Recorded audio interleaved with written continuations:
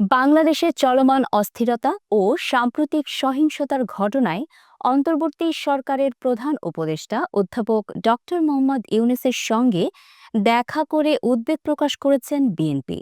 এই অবস্থার অবসান ঘটিয়ে জাতীয় ঐক্য গড়ে তোলার জন্য প্রধান উপদেষ্টার প্রতি আহ্বান জানিয়েছেন দলটির মহাসচিব মির্জা ফখরুল ইসলাম আলমগীর। বুধবার সন্ধ্যায় তার নেতৃত্বের বিএনপির ৫ সদস্যের প্রতিনিধি দল প্রধান উপদেষ্টার সঙ্গে বৈঠক করে।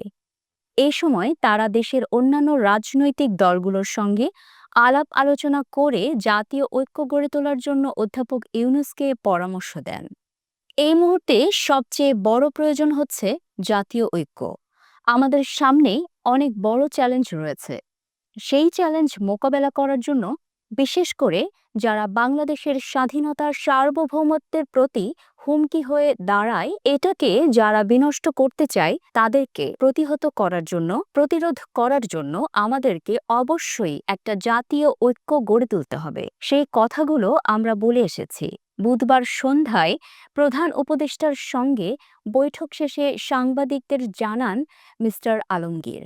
এছাড়া প্রয়োজনীয় সংস্কার শেষ করে দ্রুত নির্বাচনের রোডম্যাপ ঘোষণা করারও দাবি জানিয়েছে বিএনপি। সংস্কারগুলো যেগুলো প্রয়োজন সেগুলো সম্পন্ন করে যত দ্রুত সম্ভব নির্বাচনের রোডম্যাপ দেওয়ার কথা আমরা বলে এসেছি। এটা অত্যন্ত জরুরি, বলেন মিস্টার আলমগীর।